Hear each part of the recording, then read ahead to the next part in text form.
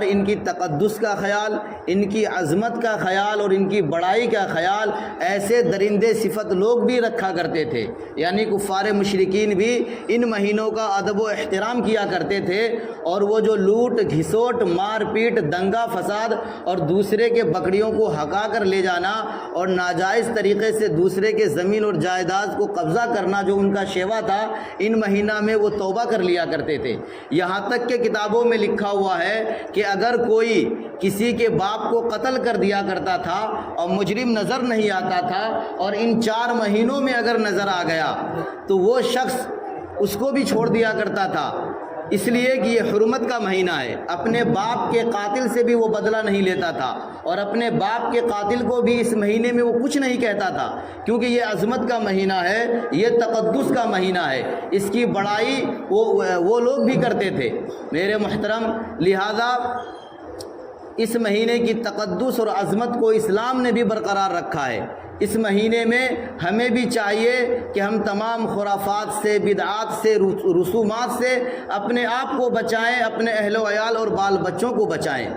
اس مہینے، یہ 4 مہینے کے اندر ایسی فضیلت اور بڑائی ہے کہ کتابوں کے اندر آتا ہے کہ ان 4 مہینوں کا جو ادب و احترام کرے اور اس کے اندر عبادت و ریاضت، ذکر و اذکار کرے تو اللہ تبارک و تعالیٰ اس مہینے کی برکت سے اور مہینوں کے اندر اسے عبادت کی توفیق عطا فرماتے ہیں۔ لیکن ایک بات اور ذہن میں رکھا جائے کہ جس مہینے کی عظمت یا جس جگہ یا مکان کی عظمت زیادہ ہوتی ہے، اگر وہاں پر عبادت کے بجائے اگر گناہ کا کوئی کام کیا جائے تو اس پہ پکڑ بھی بہت سخت ہوتی ہے۔ ایک گناہ ہے کہ ہم اور آپ اپنے گھر میں کریں اور وہی گناہ کعبۃ اللہ میں جا کر کے کریں تو زمین کے چینج ہونے کی وجہ سے، مکان کے بدلنے کی وجہ سے گناہ گرچہ ایک ہے لیکن مکان کے بدلنے کی وجہ سے گناہ سخت ہو جاتا ہے۔ اسی طرح سے اگر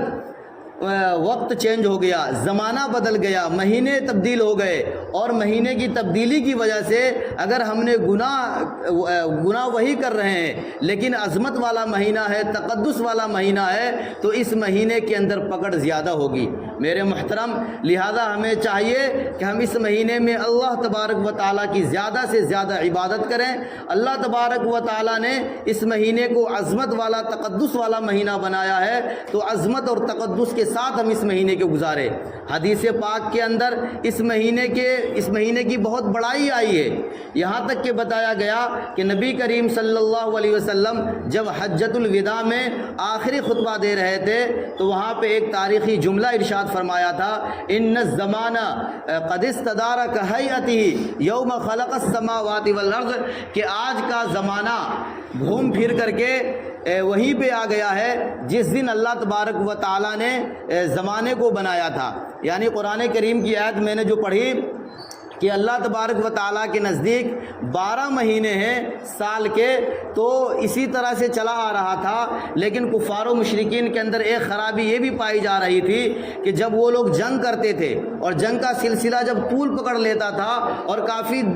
مہینوں تک جنگ چلتی تھی اور محرم کا مہینہ یا ذیقعدہ کا مہینہ، یہ 4 جو حرمت والے مہینے ہیں، ان میں سے کوئی بھی مہینہ آتا تھا تو وہ لوگ اس مہینے کو کھسکا دیا کرتے تھے، حالانکہ وہ محرم کا مہینہ ہوتا تھا۔ لیکن وہ لوگ اپنے پادریوں کے پاس، اپنے بڑے سرداروں کے پاس جاتے تھے اور کہتے تھے ایسی ایسی بات ہے، یہ جنگ تو اب لمبی چلے گی، تو وہ کہتے تھے کہ چھوڑو، رہنے دو، یہ محرم کا مہینہ ہے تو اس کے نام چینج کر دو، اس کا نام سفر رکھ دو، اور محرم کا، اور جس مہینے میں لڑائی ختم ہوگی اس مہینے کا نام ہم محرم رکھ دیں گے۔ وہ لوگ چینج کر چکے تھے، تبدیل کر چکے تھے، لہذا یہ سال اور مہینہ جو ہے الٹ پلٹ ہو چکا تھا۔ تو اسی بنیاد پہ نبی کریم صلی اللہ علیہ وسلم نے ارشاد فرمایا، ان الزمانہ قد استدار، کہ زمانہ جو ہے گردش کرتے ہوئے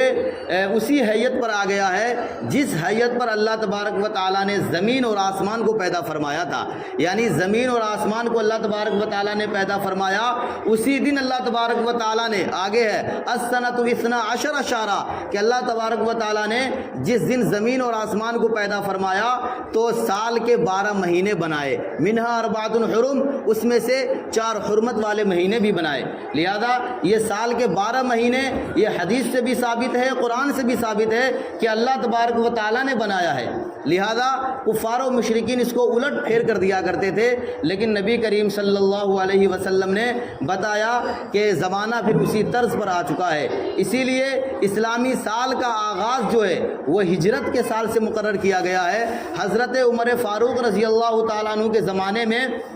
جب فتوحات کا سلسلہ دراز ہو گیا اور دوسرے ملک بھی فتح ہونے لگے، اسلام عرب سے نکل کر کے عجم میں داخل ہونے لگا اور عجم ملک کو بھی صحابہ کرام فتح کرنے لگے، تو اسلامی تاریخ کی ضرورت پڑی، بلکہ تاریخ کی ضرورت پڑی تو لوگوں نے صحابہ کرام بیٹھک کیے، مشورہ کیے، اور مشورہ میں سارے صحابہ نے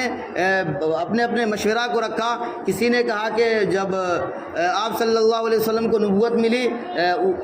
اس دن سے جو ہے سال کا آغاز کیا جائے، مہینوں کا آغاز کیا جائے۔ کسی صحابہ نے دوسری رائے دیا، کسی صحابہ نے دوسری رائے دیا، لیکن چند صحابہ نے یہ کہا کہ ہجرت کر کے آپ صلی اللہ علیہ وسلم جب مکہ سے مدینہ آئے تھے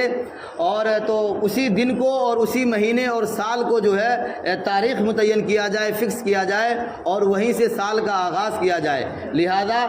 ہجرت سے جو ہے اسلامی سال کا آغاز ہوا اور ہجرت سے سال کا جوڑنا اور اس کو یاد رکھنا صحابہ کرام نے شروع کر دیا۔ لہذا حضرت عمر فاروق رضی اللہ تعالیٰ عنہ کے زمانے سے سال کی ابتدا ہوئی۔ لہذا اس سال کو یاد رکھنا، اسلامی تاریخ کو یاد رکھنا صحابہ کی سنت ہے۔ نبی کریم صلی اللہ علیہ وسلم نے ارشاد فرمایا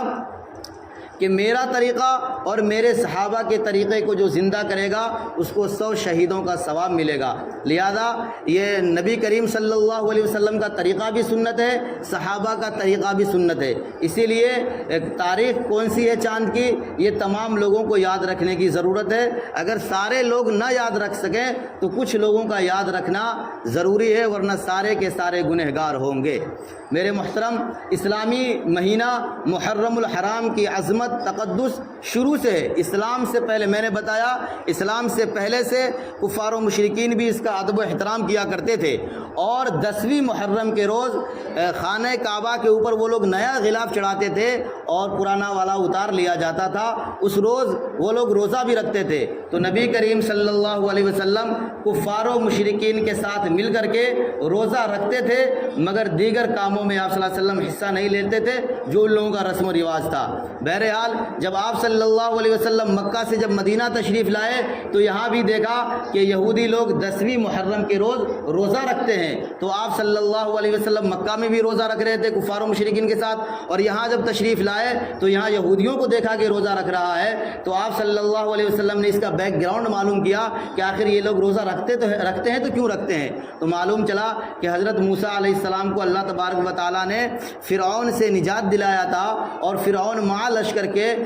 دریا کے اندر ڈبو دیا تھا، اسی لیے یہودی لوگ موسیٰ علیہ السلام کو جو دریا سے پار لگا دیا تھا اللہ تبارک و تعالیٰ نے، تو اس خوشی میں وہ لوگ روزہ رکھتے ہیں۔ تو حضور پاک صلی اللہ علیہ وسلم نے ارشاد فرمایا کہ یہودیوں سے زیادہ موسیٰ علیہ السلام کو ماننے والے تو ہم لوگ ہیں، لہذا ہم لوگ بھی روزہ رکھیں گے۔ تو